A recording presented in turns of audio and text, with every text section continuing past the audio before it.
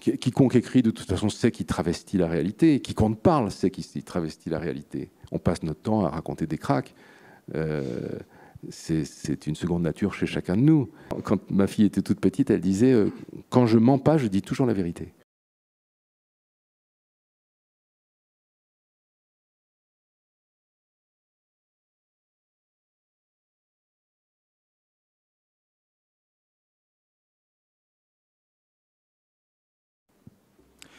Bonjour, bonjour à tous, à toutes.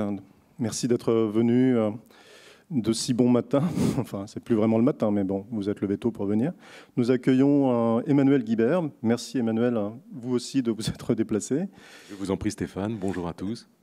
Emmanuel, on vous connaît davantage, on vous connaît surtout comme dessinateur, auteur de bande dessinée. Je rappelle que, pour ceux qui ne le sauraient pas, que vous avez notamment reçu le Grand Prix du Festival d'Angoulême l'année dernière.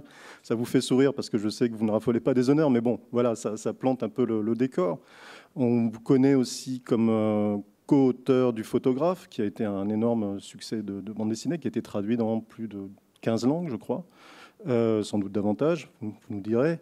On vous connaît également et surtout comme auteur de toute la série autour d'Alan Incope, La guerre d'Alan, Martha et Alan. Donc, on vous connaît aussi comme auteur des Sardines de l'espace, comme auteur d'Ariol. Donc, bref, co-auteur. Mais on vous attendait peut-être un petit peu moins sur le plan littéraire, si j'ose dire, si pour autant que cette distinction ait du sens, vous nous direz. Et donc on vous découvre, ou on vous redécouvre avec Mike, un récit qui est sorti en tout début d'année et qui est en fait l'histoire d'une amitié, de votre amitié avec Michael James Plants, alias Mike, que vous avez accompagné jusque dans ces derniers instants.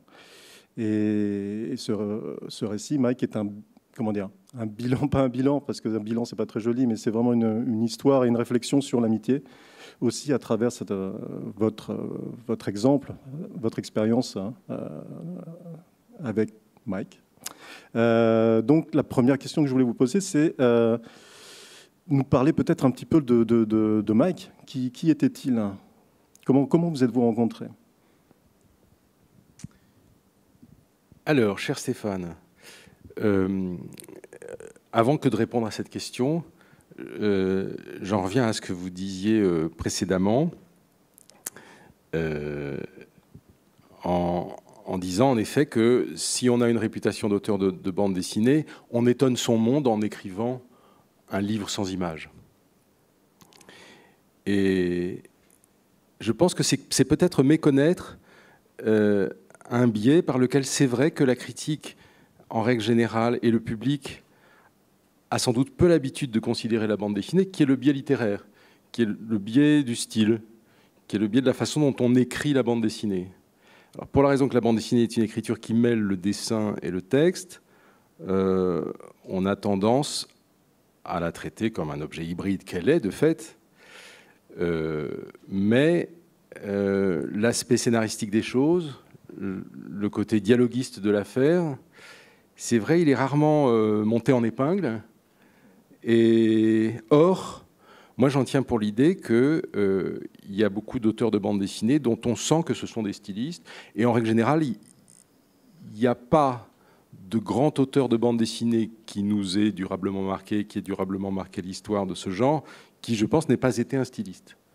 Je trouve qu'il y a un style littéraire hergéen, il y a un style littéraire de Goscinny ô combien appuyé par le fait, évidemment, que lui aussi a écrit en dehors de la bande dessinée.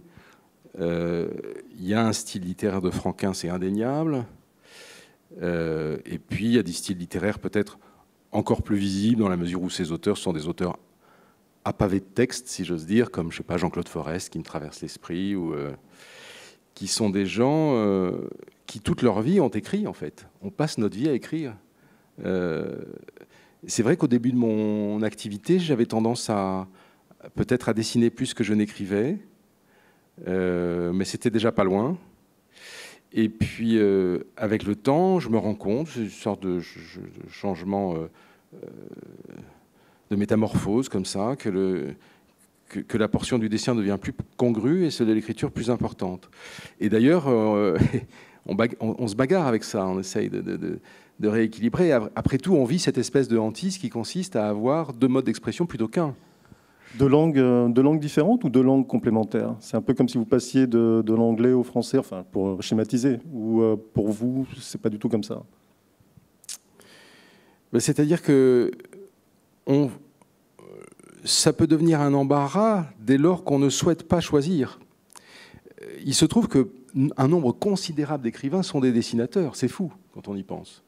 Buzzati, oui, enfin. Bien sûr, mais singulièrement, si on pense au roman du 19e siècle, enfin, qui est celui peut-être qu'on a le plus lu, qui est le plus proche de nous, il n'y a pratiquement pas un romancier qui n'ait été un dessinateur, et parfois un excellent dessinateur. Enfin, on cite toujours Victor Hugo, on a raison, ses dessins sont absolument admirables, ils figurent dans l'histoire de l'art comme les dessins d'un peintre. Mais George Sand, enfin, ils avaient tous une pratique, ou beaucoup d'entre eux avaient une pratique graphique au fond très importante. Si on découvre la masse de ce qu'ils ont fait, ce sont des gens qui ont beaucoup dessiné, beaucoup peint. Comment expliquez-vous alors justement que ce qui coulait de source au 19e siècle ne soit pas poursuivi au siècle précédent, au siècle suivant? Okay.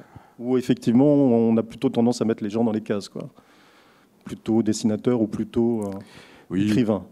Oui, je pense qu'au 19e siècle c'était déjà passablement le cas dans la mesure où nombre d'entre eux considéraient qu'ils avaient une sorte de violon d'Ingres, l'expression vient du 19e siècle, et qu'ils avaient à côté une pratique principale. De toute façon, ce sont des choses qui se font naturellement dans la vie. Il y a un moment où on se met à exercer plus une activité qu'une autre, mais j'ai quand même l'impression qu'elles sont assez la porte à côté. C'est frappant, encore une fois, cette généalogie de la littérature qui veut qu'il y ait eu tellement de dessinateurs ou de musiciens, parce que tout ça, on a vraiment l'impression que tout ça est tout un, que c'est une espèce de grande maison où, si on se mêle de passer d'une pièce à l'autre, on peut le faire en fait.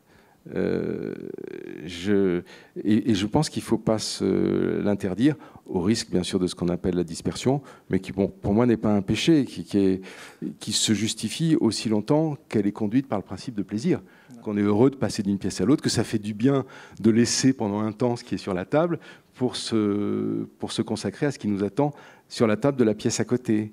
Et dès lors qu'on commence à pratiquer plusieurs modes d'expression artistique, on se rend compte de leur universelle capacité à nous faire du bien, de leur universelle capacité à nous empoisonner si on les pratique d'une manière, je ne sais pas, impropre. Je pense que les pratiques artistiques, le dessin, l'écriture sont des humeurs.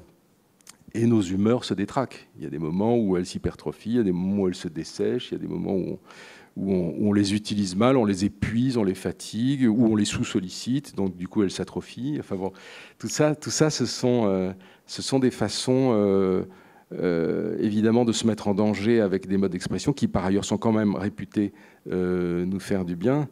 Ils le sont d'autant plus que les preuves sont là. Enfin, moi, je continue d'écrire et de dessiner aujourd'hui avec un entrain considérable parce que j'ai constaté depuis l'enfance à quel point ça fait du bien.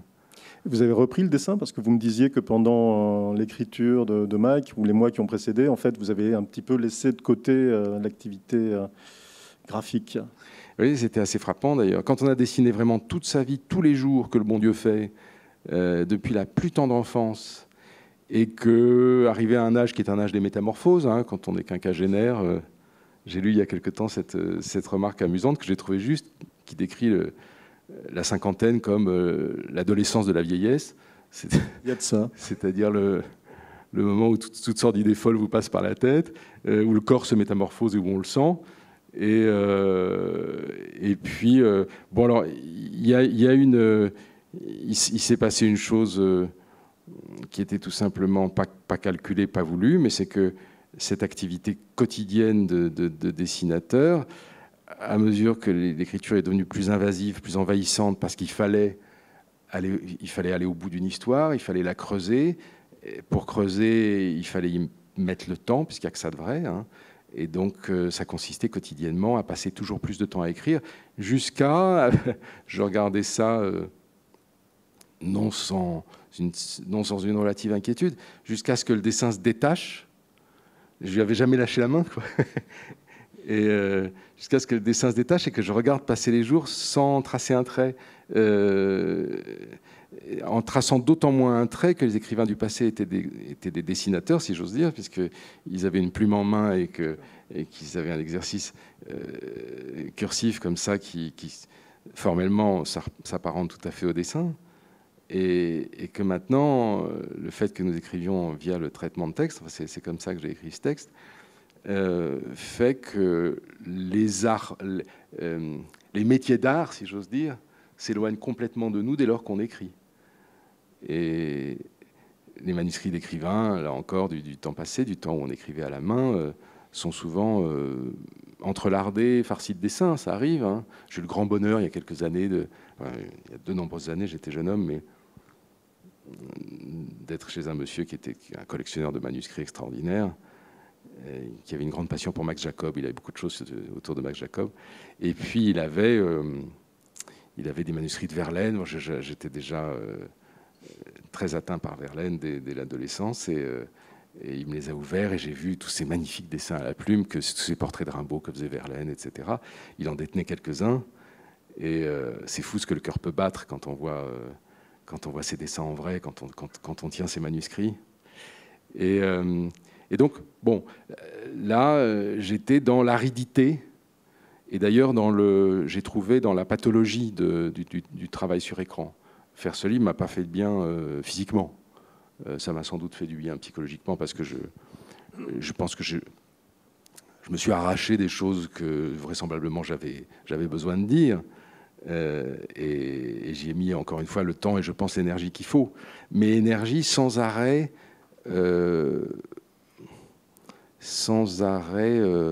pompée par un outil que je n'avais jamais autant fréquenté, parce que je n'avais jamais passé autant de temps devant un ordinateur, contrairement à beaucoup de gens dont c'est le quotidien. Et j'ai senti là le vent du boulet très fort, c'est-à-dire que j'ai senti l'emprise physique. L'attraction de la lumière bleue. L'attraction de la lumière bleue, oui, son obsession, son transfert, le fait que petit à petit on en devienne soi-même gorgé, c'est l'impression qu'on a. On a l'impression que notre cerveau continue à la fabriquer pendant la nuit quand on est entraîné par le cercle vicieux des heures passées devant l'écran du côté de l'insomnie. Et je me suis dit, tiens, c'est amusant parce qu'il y a un outil qui est évidemment pour écrire d'une commodité sans égal. Enfin, le fait de pouvoir à tout moment faire défiler, remplacer, corriger, etc. Tout ça, c'est très bien. Mais je trouve qu'on le paye instantanément. Je l'ai ressenti très fort. D'abord par ce qui est la grande affaire des écrans vis-à-vis de nous, c'est-à-dire le problème de notre dépendance, de notre addiction à ce mode de vie, ça en devient un. Et puis la véritable emprise physique qu'il a sur nos tripes, sur notre cerveau, que petit à petit il façonne, il boxe, il assèche, il modifie. Là, vous êtes en train d'exposer la substance d'un prochain album ou je sens que vous avez réfléchi à la question. Non, je réfléchis un peu à voix haute parce que je n'ai pas tellement parlé de ça jusqu'ici. C'est surtout des choses que je ressens. Et par exemple, je me dis, mais dans l'avenir, ce qui pourrait pour moi constituer un obstacle à écrire d'autres livres, ce serait vraiment un enfoncement dans des données physiques que je n'aime pas, qui me sont désagréables. Donc, d'où l'idée, peut-être, bien sûr, de revenir à quelque chose de plus artisanal, avec du coup la nécessité d'un réapprentissage, parce que il est évident que dès lors qu'on a acquis un autre rythme, on a perdu le précédent, et on ne sait plus trop où on est. Vous voulez dire que pour reprendre un bloc et écrire sur un bloc, ça serait compliqué, si je vous suis bien ou... Un bloc, non, parce que je le fais constamment, mais pour écrire quelque chose qui excède les 200 ou les 300 pages, il est évident qu'il faudrait en revenir à une pratique dont je ne sais pas. C'est très intéressant d'ailleurs de s'éloigner de ce qu'on a su faire. On peut dire que l'existence concourt à ça, c'est-à-dire qu'on conquiert des savoir-faire, plus ou moins, jamais complètement, Enfin, on a l'impression, après avoir ramé pendant un certain temps, de commencer à se familiariser avec quelque chose. Et puis, l'existence, mine de rien, nous en éloigne par l'arrivée d'une nouvelle technologie, par le fait que tout simplement on s'en désintéresse un peu et qu'on fait autre chose, etc.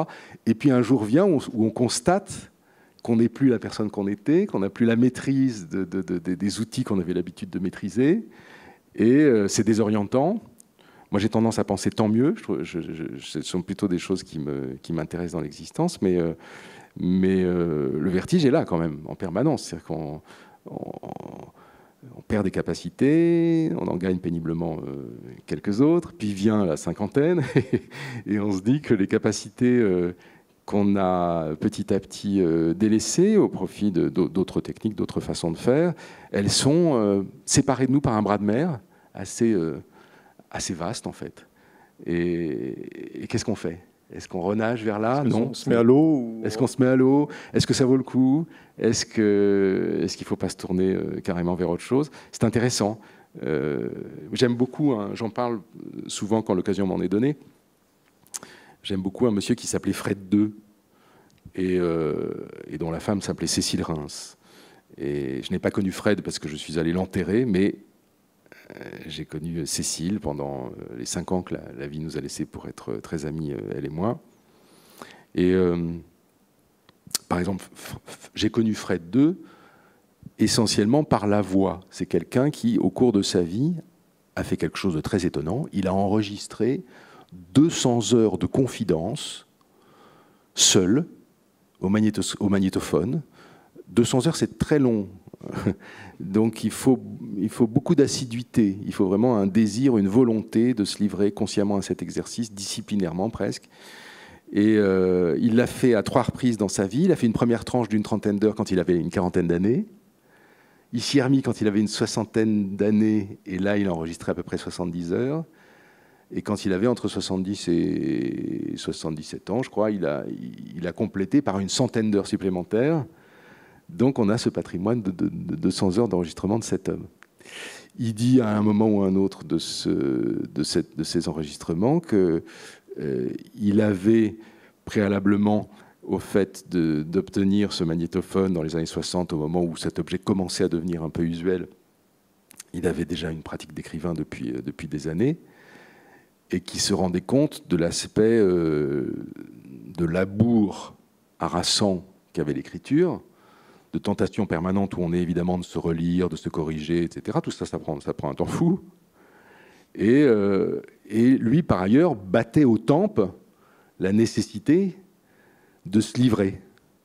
Et cette espèce d'afflux torrentiel qu'il avait, d'impressions, de souvenirs extraordinairement viscéraux, dont il avait une envie, un besoin physique de se débarrasser, et puis la lenteur de l'exercice littéraire, quand bien même il essayait d'écrire de manière très jaculatoire, comme ça, très lâchée, etc., il n'en reste pas moins que c'était un exercice qui lui prenait un temps fou. Donc quand il a tenu ce magnétophone entre ses mains, il a fallu un certain temps pour qu'il s'en avise d'ailleurs, pour que l'idée lui en vienne, mais il s'est dit, mais si je parle, j'en dirai plus que si j'écris au cours de ma vie. J'irai un peu plus loin dans la recherche de moi-même qu'en passant un temps considérable, isolé, penché sur une fête, d'autant plus que Fred II avait lui aussi une activité de dessinateur et de peintre. Et d'ailleurs, il a mené les 3 de fond pendant toute son existence qu'il a en grande partie passé, évidemment, penché sur son établi, à se livrer à ces trois activités.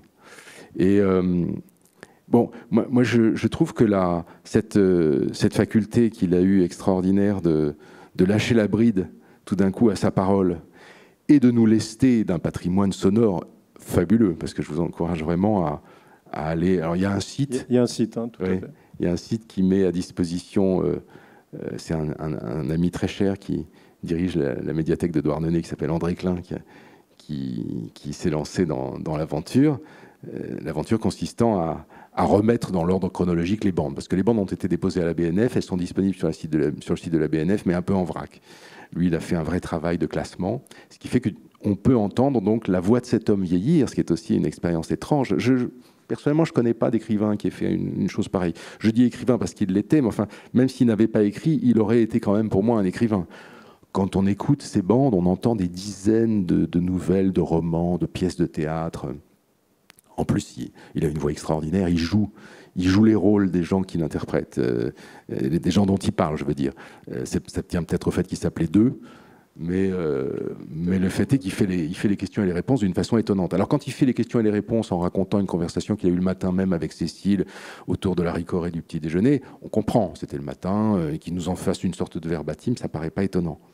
Mais quand, dans les 10 minutes qui suivent, tout d'un coup, il nous balance en présence de sa grand-mère, quand lui-même a 5 ans, et qu'à nouveau, on a une conversation qui a la même vivacité que celle qu'il vient de retranscrire et qu'il avait tenue le matin même, et qui dure 35 ou 40 minutes, qui est dans la langue de l'époque, c'est-à-dire qui charrie un vocabulaire qui... Il n'y a rien de tel, évidemment, pour nous remettre dans une époque que nous remettre dans sa phraséologie, dans son vocabulaire.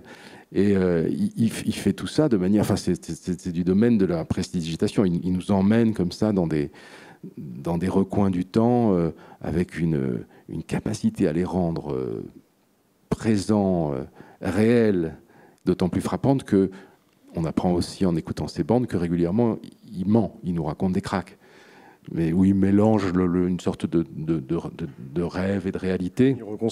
Il reconstruit, oui. Et il a fort raison de le faire parce que le résultat est là. Et de toute façon, on sait qu'il faut mentir aussi pour chercher une certaine vérité dans l'existence. Donc, et puis le roman en grande partie sert à ça. Donc voilà. Oula, là, il faut développer, là.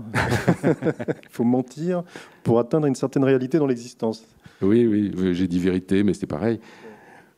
Oui, on sait bien que, pour toutes sortes de raisons, quiconque écrit, de toute façon, sait qu'il travestit la réalité. Quiconque parle sait qu'il travestit la réalité. On passe notre temps à raconter des cracks. C'est une seconde nature chez chacun de nous. Et je pense que... Disant cela, je dis la vérité, si j'ose dire. Bien sûr. Quand ma fille était toute petite, elle disait quand je mens pas, je dis toujours la vérité. Et le fait est que on sait, et puis les dessinateurs savent ça de la même manière, et puis les musiciens savent ça de la même manière. On sait que pour atteindre une certaine note ou pour atteindre une certaine expressivité d'un trait, et je pense que c'est pareil aussi pour sauter en hauteur. Il faut prendre un élan qui est bien supérieur à celui qui est nécessaire au simple passage de la barre. C'est à ce prix-là qu'on passe la barre. C'est à ce prix-là qu'on atteint la note juste. Je crois que c'est un conseil qu'on donne dans les écoles de chant. Il faut toujours viser la note au-dessus pour atteindre celle qu'on veut atteindre. Il faut se donner une sorte d'influence. Je pense que c'est là que commence une sorte de surexpressivité qui permet d'atteindre au réel, parce que de toute façon le réel est toujours trop, toujours plus haut, toujours au-delà, toujours de ce qui nous est loisible d'atteindre, de ce qu'il est loisible à notre cerveau sous-exploité et à nos faibles moyens d'atteindre. Donc c'est bien le moins, évidemment, de s'entourer du mensonge qui est un outil comme un autre, mais vraisemblablement un des plus performants, pour arriver à dire un semblant de vérité. La vérité étant par essence quelque chose d'assez polyphonique, donc il faut, à une version des faits qu'on essaierait de faire à minima en se disant je vais être très objectif et très... c'est des conversations que j'avais beaucoup avec mon copain photographe, Didier Lefebvre, par exemple. On se disait volontiers qu'est-ce que c'est que cette histoire d'objectivité? L'objectif étant par ailleurs un des organes du boîtier de l'instrument du photographe, c'est évidemment un terme qui revient beaucoup dans leur métier. Et Didier en tenait pour l'idée qu'il était absolument impossible de considérer qu'un photographe ait une quelconque objectivité et que quiconque ait une quelconque objectivité en quoi que ce soit, puisque nous sommes condamnés par nos gènes, par notre éducation, par l'endroit où on est né, par l'époque où on vit, à parler depuis un certain point qui est le nôtre. Alors, le bonheur un des bonheurs des gens qui prétendent jouer toute leur vie, qui sont les auteurs de quoi que ce soit, ceux qui écrivent, ceux qui dansent, c'est qu'ils restent dans la cour de récré au lieu de rejoindre, je sais pas, le monde du travail, par exemple. Et tout le monde s'en va à un moment, puis eux, ils restent dans le bac à sable et ils continuent à jouer, à être quelqu'un d'autre et à proposer à autrui de jouer à être quelqu'un d'autre. Donc, on fait ça depuis l'enfance. Ça consiste évidemment à mentir. On n'est pas un cow-boy, on n'est pas un Indien, on n'est pas... Mais on a un besoin effréné de l'être. Notre existence est ainsi faite que si on considérait sans arrêt qu'on est la personne qu'on est sans...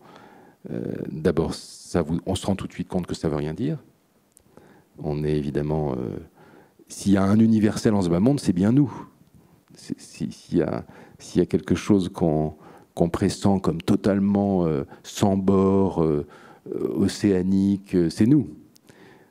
On souffre d'autant plus, bien sûr, du coup, de toutes les restrictions qui sont portées à cette espèce d'univers en expansion constante, parce qu'il se heurte sans arrêt à nos limites. Mais néanmoins, on la sent, cette expansion. Alors, dans le meilleur des cas, elle nous exalte. Dans le pire des cas, et assez souvent, elle crée en nous une espèce de distorsion insupportable, avec, encore une fois, le petit précaré qu'est notre anatomie, nos modes de pensée, etc. Emmanuel, si vous voulez bien, revenons à Mike. Allons-y, alors nous, vous avez préparé des questions. C'est merveilleux de vous écouter, on peut vous écouter très longtemps, car votre pensée s'exprime bien et clairement, et c'est très agréable. Mais revenons donc à Mike. Donc, alors oui, comment je l'ai connu? Comment vous l'avez connu? Oui, qui était Michael James Plants? Alors, Plautz avec un U, oui. Il était d'origine slovène, Michael, et je serais, si tout va bien, si on peut recommencer à voyager, etc., en Slovénie au mois d'octobre, j'aimerais bien rencontrer certaines personnes de sa famille qu'il allait de temps en temps voir il est mort en 2011, donc le fait est qu'il a beaucoup voyagé au cours de sa vie. Et en particulier, il a aimé revenir du côté de ses sources, c'est-à-dire du côté du pays de ses grands-parents, puisque c'était ses grands-parents qui avaient, sous les Habsbourg, quitté une Slovénie, donc essentiellement slave, où les Slaves étaient tenus pour, disons... pas grand-chose. Ou pas grand-chose, un peu taillable et corvéable à merci. Et comme beaucoup de gens de cette génération, ses grands-parents sont partis vers une sorte d'Eldorado américain de la liberté pour essayer d'y conquérir une autre existence dans un État qui a beaucoup accueilli de Slovènes, qui est le Wisconsin, où il est né. Et donc j'aimerais bien organiser une petite exposition des dessins de Mike à Ljubljana pour essayer d'en profiter pour rencontrer des gens qui sont de sa lignée, qui l'ont connu et aimé de son vivant. Parce que, excusez-moi, effectivement, oui. Mike donc, était architecte, mais aussi et beaucoup dessinateur. Oui. Mike s'est formé à l'architecture pendant ses années d'études sur un campus qui était celui d'Urbana-Champaign, dans l'Illinois, à Chicago. Mais il s'y est formé avec un homme qui m'a décrit comme son mentor, auquel est dédié d'ailleurs le livre, la sorte d'autobiographie qu'il a faite à la toute fin de sa vie.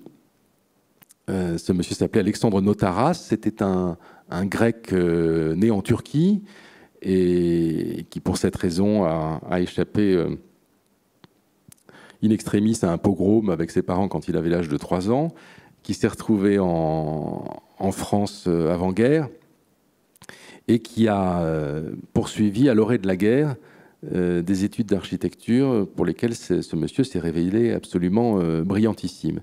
Il a réussi à faire le sous-marin pendant la guerre, contrairement à son frère qui a été déporté, qui est mort en déportation. Et c'est Alexandre Notaras, après-guerre, qui est extrêmement brillant donc comme jeune architecte, s'est retrouvé intégré dans ces équipes dont il faut faire l'histoire, parce que, enfin, elle est d'ailleurs largement faite, elle est passionnante.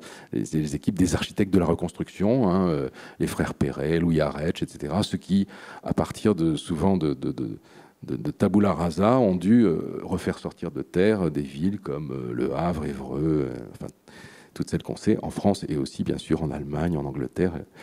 Et ce Notaras a passionnément, depuis ses études, donc à la fin des années 30, pratiqué le dessin observation, ce qui à cette époque n'était pas rare. Et ça faisait partie du bagage de la formation des architectes, du b.a.-ba. Le dessin d'observation, donc on le précise, c'est se poser devant une toile, un monument, avec un bloc et de quoi dessiner et le représenter. Pour aller vite. Hein. Le dessin d'observation, c'est le dessin sur le motif, comme on dit. C'est-à-dire on est devant quelqu'un, on est devant un objet, on est devant une architecture, on est devant un végétal et on le représente. Et depuis que le monde est monde, les dessinateurs font ça. Et ils regardent et ils dessinent. Et même des dessinateurs réputés ne l'avoir jamais fait, si en règle générale, si on regarde leur vie d'un peu plus près, on se rend compte qu'il y a toujours une phase ou une autre, y compris parfois tardive, d'ailleurs, après être allé aux confins de la représentation et de la disparition de la représentation. Je pense à Giacometti à la toute fin de sa vie, par exemple, qui ne dessinait plus et qui ne sculptait plus pratiquement que des fils, s'est remis en affrétant un taxi. Il s'asseyait sur la place du passager à droite du conducteur et il le faisait arrêter comme ça de temps en temps sur les quais de Seine et à travers le pare-brise. On voit d'ailleurs souvent la calandre, on voit la courbe de la calandre et il prenait un croquis rapide et il le faisait sur un papier report, il en faisait ensuite des lithographies et tout ça a été réuni dans un livre qui s'appelle Paris sans fin. Donc le dessin d'observation, encore une fois, c'est presque consubstantiel au dessin. Quand on dessine, on regarde et on dessine ce qu'on regarde. Et pas que, mais souvent.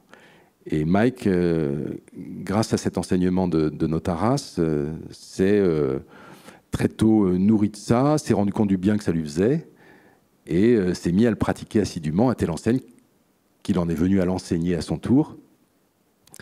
Et que Notaras, après l'avoir eu comme élève, lui a demandé de bien vouloir le rejoindre dans un programme au terme duquel, tous les ans, entre 30 et 40 élèves de ce campus d'Urbana-Champaign dans l'Illinois venaient en Europe pour dessiner des architectures qu'ils étaient réputés ne pas voir tous les jours, c'est-à-dire globalement des architectures antérieures au XVIIIe siècle.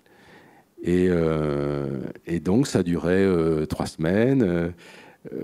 La plupart des élèves qui ont fait ça, j'imagine, ont dû en garder un souvenir inoubliable parce que Mike, d'abord, les emmenait voir des merveilles.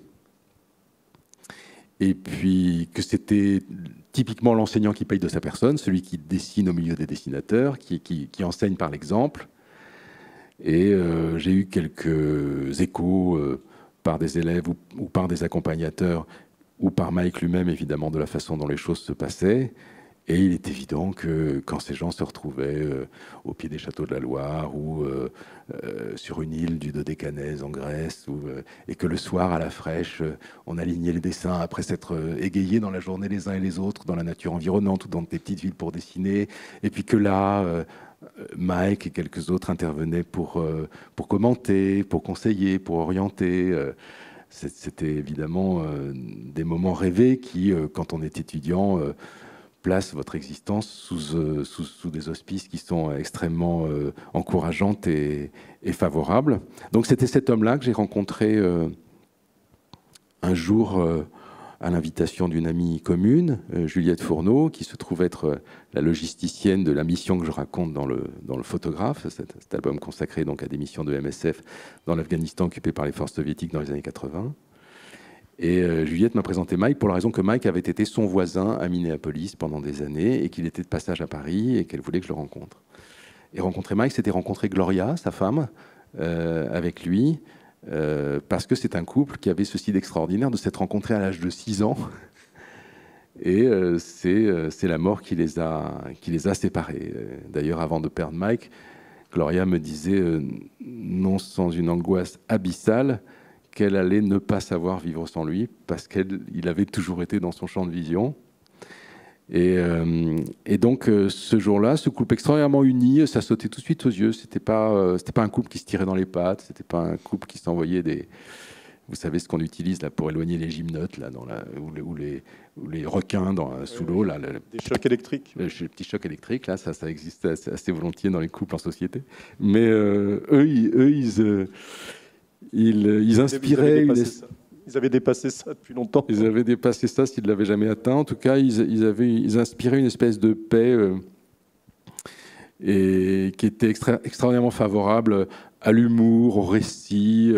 Donc j'ai passé avec une première soirée très agréable et qui a été le coup d'envoi d'une amitié trop brève à mon goût, beaucoup trop brève à mon goût, mais dont les conditions mêmes, c'est-à-dire le fait que Mike tombe malade relativement peu de temps après, nous a obligés tout d'un coup à changer complètement de braquet très, très brusquement et moi donc à le rejoindre dans les tout derniers jours de sa vie pour essayer de vivre en accéléré et de manière très concentrée l'amitié qu'on aurait vécue si on avait eu plus de temps pour le faire. Et je ne pense pas que j'aurais eu la présence d'esprit de lui suggérer ça. J'ai été dans cette aventure constamment tracté par quelqu'un de plus volontaire, de plus vivant, c'est l'impression qu'il m'a faite, de plus avisé que moi. Et c'est bon, de temps en temps, dans des existences qui cèdent volontiers à toutes sortes d'obligations plus ou moins importantes et qui sont prises dans une sorte de rythme qu'on aurait tendance à suivre un peu de manière un peu réflexe et aveugle, c'est bien de temps en temps d'être secoué par des gens qui, en l'occurrence en ce qui le concerne, parce qu'il était menacé, vous disent faisons quelque chose parce que c'est maintenant qu'il faut le faire. Et ce qu'il m'a proposé donc, et qui était assez étonnant, mais et qui m'a au début placé dans des abîmes de réflexion et d'appréhension, c'était de le rejoindre pour faire son dernier dessin en ma présence. Il voulait une cérémonie d'adieu à ce mode d'expression qu'il avait suivi toute sa vie. Et je trouvais que c'était une idée très étrange. Et peut-être même fausse. Enfin, je craignais quelque chose, je craignais un moment au sein duquel je n'arriverais pas à trouver ma place. Et où je serais obligé de feindre, de contrarier des émotions trop fortes pour me livrer authentiquement à ce que j'étais en train de faire, etc. Donc je suis pas allé à reculons parce que j'ai eu envie, au contraire, j'ai eu tout d'un coup une envie folle de revoir cet homme avant qu'il disparaisse, une envie, non, tout sauf folle, une envie au contraire extraordinairement impérieuse et qui en moi résonnait très très juste. Il n'était pas question que je saute pas dans cet avion pour aller le voir. Vous êtes parti, juste, ça peut relever du détail, mais enfin, c'est juste, ça dit aussi, c'était au moment des fêtes. Donc, c'est pas du tout évident, j'imagine, quand on a une famille, de dire non, de toute façon, je pars, séance tenante, là, il faut que j'y aille. Ah oui, c'est ça, c'était un 31 décembre. Mais oui, il n'était pas question d'autre chose. Il fallait absolument. Parce que là, on parle quand même d'un vol transatlantique. C'est pas pour aller comme si vous alliez à Caen ou à Limoges, quoi. Oui. Quand Gloria m'a appelé, à vrai dire, je ne savais pas jour après jour s'il serait encore là le lendemain, et elle non plus, et lui non plus. Donc, il est évident qu'il faut parier. De toute façon, on rate pas mal de rendez-vous dans nos existences avec des gens qui disparaissent. Et on est voué à ça, c'est normal si j'ose dire, on peut pas se précipiter au chevet de tout un chacun, mais on a parfois des impressions cuisantes qui nous restent, peut-être de ne pas avoir fait le geste qu'il fallait, de ne pas avoir dit les mots qu'il fallait, Et on sait qu'on agit souvent dans l'existence en fonction de choses qu'on a faites ou pas faites auparavant. Donc il suffit qu'on ait en soi ce sentiment un peu cuisant d'inachèvement, pour que, une fois suivante, on se dise « Ah là, il n'est absolument pas question que je ne sois pas là ». Donc on prend ces dispositions et on y va. Et on apprend à être là, ce qui est aussi un apprentissage. Je dois dire que moi, on m'a protégé de la mort quand j'étais petit garçon. Quand j'ai perdu mes grands-parents, par exemple, on a considéré qu'il n'était pas nécessaire que j'aille aux enterrements, et sur le moment, j'en ai conçu une sorte de lâche soulagement. Enfin, quand j'étais petit, j'étais content qu'on m'épargne tout ça. Quand on est petit, on est impressionné de voir les adultes pleurer, par exemple.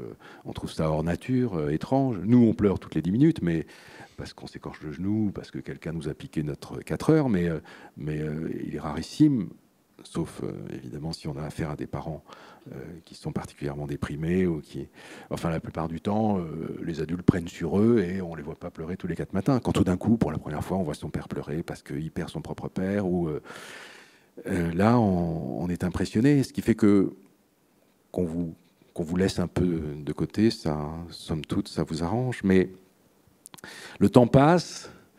Et puis, on parlait tout à l'heure des écrivains du 19e siècle. Je pense que l'immense, la colossale différence entre nous et les générations qui nous ont précédés, c'est qu'on peut ne pas baigner dans la mort dès l'enfance.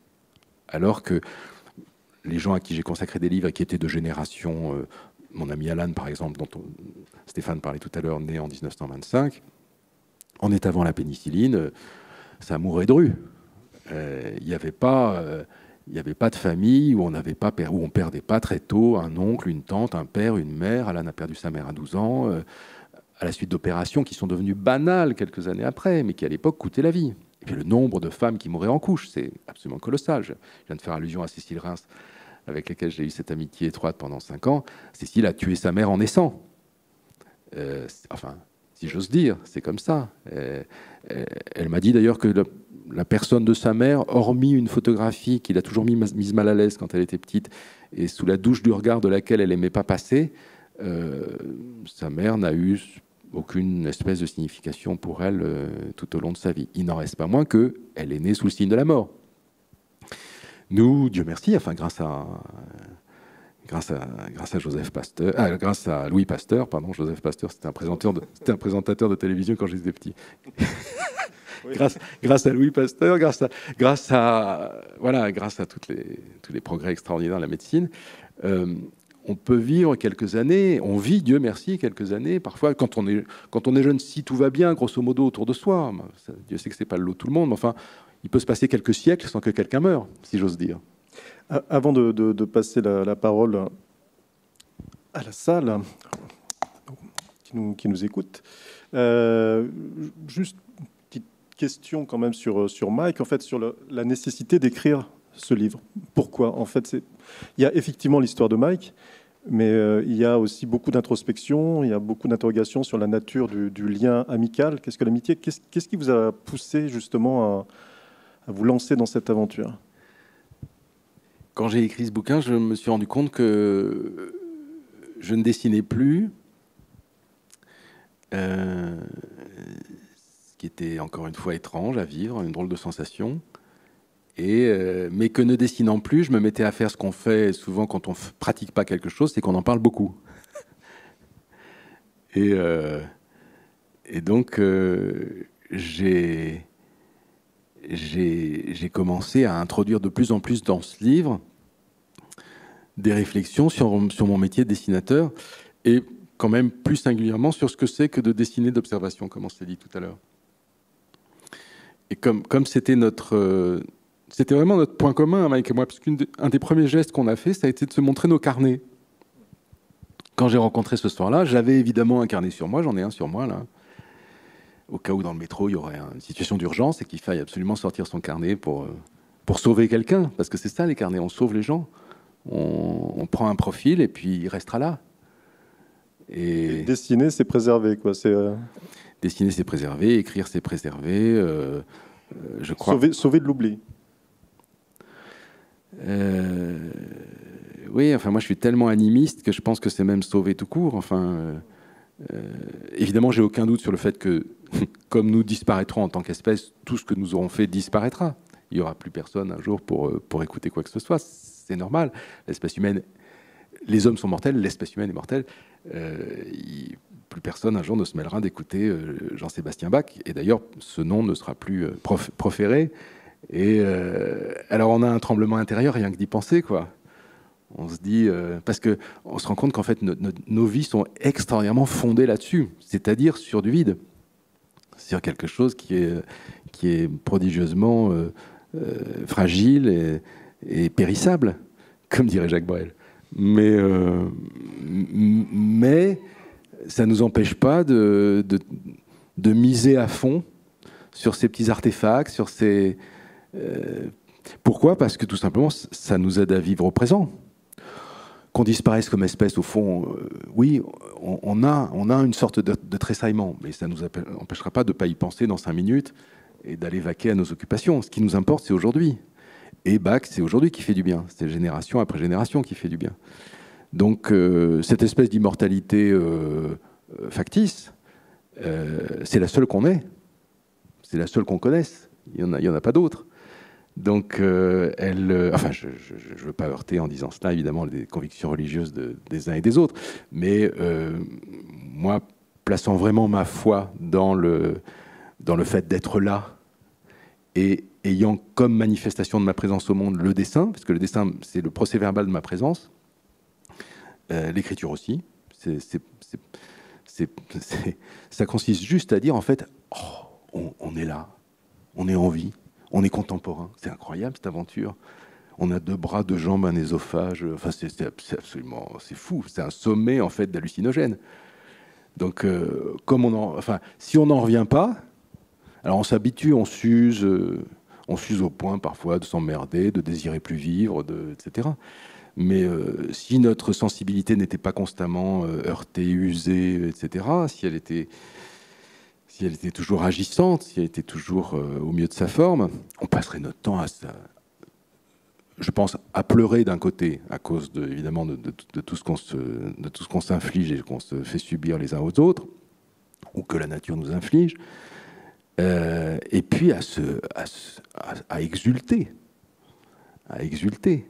D'ailleurs, moi, il y a une figure de la vie que j'aime bien, c'est quand il pleut et qu'il fait soleil en même temps. Je trouve ça toujours magnifique.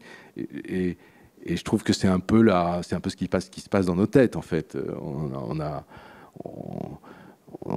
des alternances d'averses et de passages nuageux et d'ensoleillement, mais il y a aussi des moments extrêmement bouleversants où on a les deux à la fois. Y a-t-il des questions dans la salle ?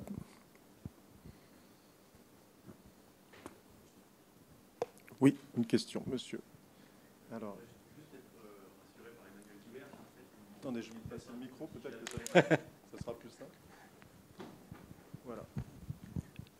Bonjour Emmanuel, et merci pour ces conférences que vous faites et que j'apprécie toujours autant, avec plein d'histoires. Merci. Donc, je voulais simplement être rassuré par le fait que vous alliez revenir au dessin, même si Mike est formidable, mais est-ce qu'il y a un album qui est en préparation ? Merci beaucoup de vous enquérir. Alors, je me suis remis à dessiner, mais je me rends compte pas comme avant. Et il faut tenir compte, évidemment, de ce que ce genre d'expérience nous apporte. Ma vie s'est redirigée d'une manière telle que je dessine moins aujourd'hui que je ne dessinais par le passé.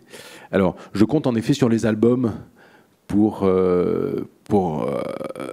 pénétrer à nouveau dans un cycle de dessin quotidien, quelque chose dont il n'est pas question, à quoi il n'est pas question de surseoir, parce qu'il faut avancer, il faut conclure un jour.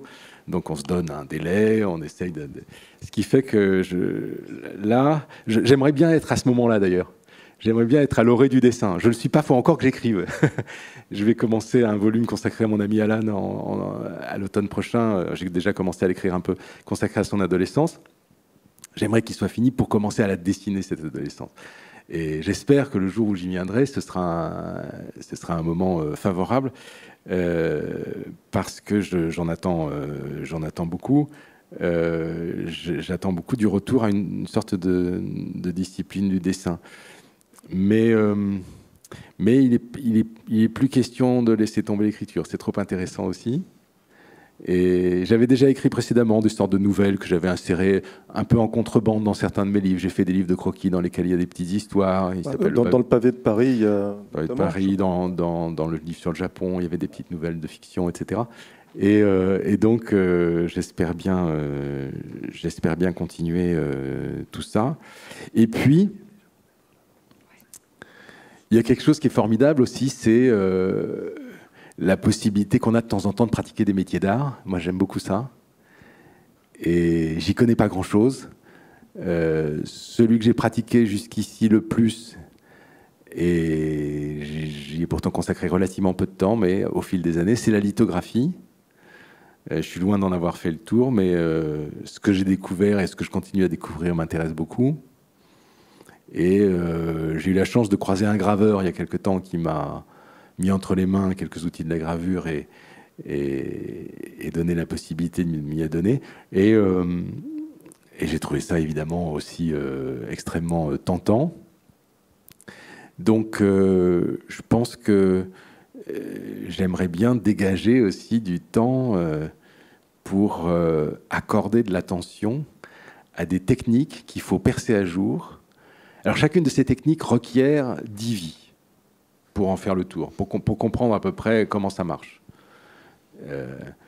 C'est la fameuse phrase de Kusaï qui dit « Quand j'aurai 120 ans, je ferai peut-être un trait qui vibrera. » Mais d'ici là, je suis en apprentissage.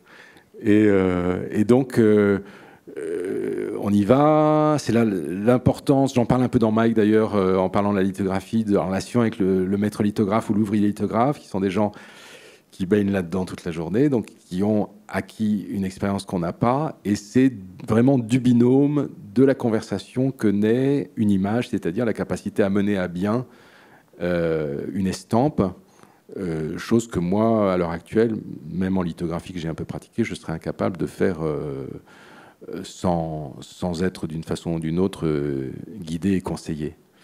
Mais la gravure, ce qui est extraordinaire dans ces modes d'expression, c'est la salivation qui se déclenche quand on voit le processus. C'est d'une beauté, admirable. On n'a qu'une envie, c'est de retrousser ses manches et de s'y mettre quand on voit quelqu'un s'adonner à ça. Et tout de suite se pose la question de ce qu'on va dessiner, de la façon dont on va le dessiner. Et ces combinatoires sont tellement infinis qu'il n'y a pas une réponse, il y en a autant qu'il y aura d'images, et donc on n'en aura jamais terminé. Parce que c'est bon d'avoir ces poires pour la soif, mais pour qu'on les ait, il faut qu'il y ait des lieux aussi où ces choses-là se passent. Et on sait que ce sont des modes d'expression que l'époque n'aime pas, parce qu'ils requièrent du temps et des gens. Tout ce dont on ne veut pas dans le marché du travail. Donc c'est extraordinaire qu'il reste, y compris dans les écoles. Là, je suis intervenu pendant quelques jours à Caen. Je suis allé dans leur ESAM, École supérieure des arts et des médias, je crois. Et qui est un lieu couplé à une autre institution qui est à Cherbourg. Un magnifique bâtiment au sein duquel il y a un département d'estampes magnifique, avec côte à côte des grandes salles dévolues à la lithographie, à la sérigraphie, à la gravure. Et ces lieux ne vivent que parce qu'il y a dedans ne serait-ce qu'une personne capable de passer un savoir-faire qu'elle a elle-même reçu, et en espérant que cette personne engendrera à nouveau quelqu'un susceptible de passer le témoin. Parce qu'il s'agit de modes d'expression dont il est évident que la raréfaction, elle est à vue d'œil. Moi, quand j'étais jeune homme, il y avait, ça se comptait par dizaines, les imprimeries lithographiques encore à Paris. Et puis aujourd'hui, s'il en reste 3, je crois que c'est bien le bout du monde. On a peut-être le temps pour une autre question. Si vous pouviez vous lever, si vous avez une question, pour que je puisse vous voir directement. Merci. Je vous en prie. Vous voulez poser une question, Emmanuel ? Non, avant de se séparer, on va dire un petit poème. Ça vaut toujours le coup. Volontiers. Et je ne sais pas... lequel choisir. Je vais peut-être vous dire un poème que j'ai appris. Alors, je vais dire un court poème de Georges Perros, extrait de ce magnifique recueil qui est disponible en Poésie Gallimard, qui s'appelle Une vie ordinaire, et qui est une autobiographie en octosyllabes, extrêmement jouissive à lire. C'est une sorte de chanson, et en même temps extrêmement profonde, comme l'était Perros. Et je vais dire un petit poème qui dit j'avance en âge, mais vraiment je recule en toute autre chose. Et si l'enfance a pris du temps à trouver place en moi, je pense, voilà qui est fait. Et je suis devenu susceptible au point qu'on peut me faire pleurer rien qu'en me prenant la main. Je traîne en moi ne sais quelle santé, plus prompte que la maladie à me faire sentir la mort. Tout m'émeut comme si j'allais disparaître dans le moment. Ce n'est pas toujours amusant. Et puis, on se quitte sur un poème plus gai, en italien, d'une poétesse qui s'appelait Antonia Pozzi et qui, néanmoins, écrit beaucoup de poèmes à teneur sombre et tragique, parce qu'elle a décidé de quitter ce monde très jeune. Mais celui-là est magnifique. Je vais vous le traduire après vous l'avoir dit.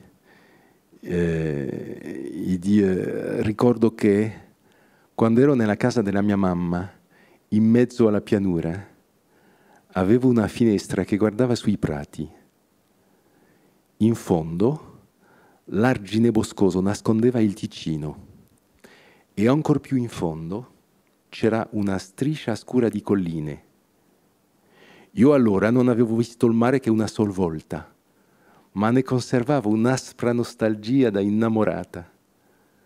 Verso sera fissavo l'orizzonte, socchiudevo un po' gli occhi, accarezzavo i contorni e i colori tra le ciglia e la striscia dei colli si spianava, tremula, azzurra.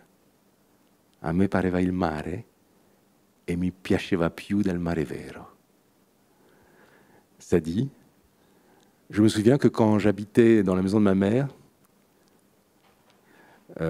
au milieu de la plaine, j'avais une fenêtre qui regardait les champs. Au fond, une digue, une sorte de digue boisée me cachait le Tessin. Et encore plus au fond, il y avait une bande sombre de collines. À l'époque, je n'avais vu la mer qu'une seule fois, mais j'en conservais une nostalgie âpre d'amoureuse. Vers le soir, je fixais l'horizon, je plissais, je plissais un peu les yeux, je caressais les contours et les couleurs entre mes cils, et la bande des collines s'aplatissait, tremblante, bleue. Elle me semblait être la mer, mais je l'aimais plus que la vraie mer.